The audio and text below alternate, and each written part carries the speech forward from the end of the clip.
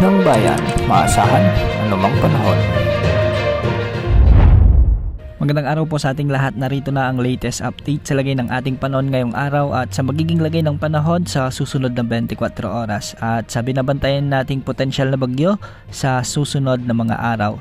Sa kasalukuyan ay patuloy na nakakaapekto sa Mindanao at Palawan ang Intertropical Convergence Zone, kaya asahan ang walang panahon sa mga nasabing lugar.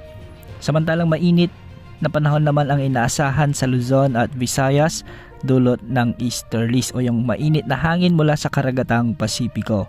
Hindi rin inaalis ang banta o posibilidad ng mga biglang pagbaha o pagguho ng lupa, lalo na kung pagsapit ng hapon at gabi dahil sa mga umiiral na severe thunderstorms. Patuloy naman nating minomonitor ang nagbabantang bagyo sa susunod na linggo. Ayon nga sa Pag-asa ay may nabuong LPA ngayong araw sa timog silangan ng Mindanao at ngayon ay nakakaapekto na ang trough o yung extension nito sa ilang bahagi ng timog ng Mindanao. Kung pagbabasehan naman natin ang mga ginagamit nating wind models ay makikita natin na ang unang senaryo mula sa ECMWF wind model ay unti-unti itong kikilos ng pahilaga habang lumalakas bilang bagyo sa mga susunod na araw. Pagsapit ng susunod na araw ay posibleng daanan nito ang silangang bahagi ng Mindanao o di kaya naman ay ang Eastern Visayas.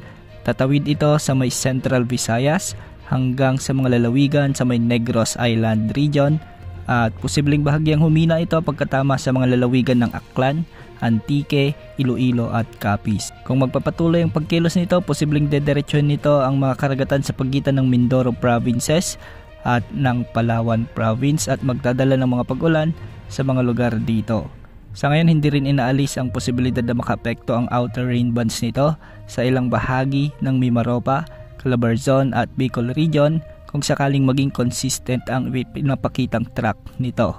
Ang isa namang senaryo base sa GFS wind model ay mabubuo ito bilang bagyo sa araw ng Martes o Miyerkules habang nasa loob ito ng ating area of responsibility. Kikilos ito ng hilagang kanluran habang patuloy na lumalakas. Sa araw ng Biyernes ay posibleng nasa silangan na ito ng Visayas o Bicol region bilang isang malakas na bagyo.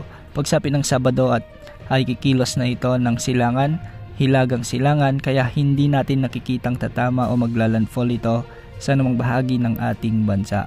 At dahil nga sa malawak at malakas nitong hangin at ulan, posible lamang makaapekto ang outer rain bands o extension nito sa ating bansa.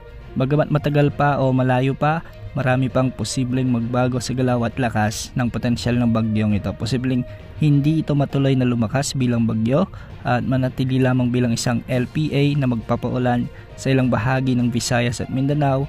At ang isang senaryo, posible ring lumakas at tahakin ang pinapakita ng mga wind models.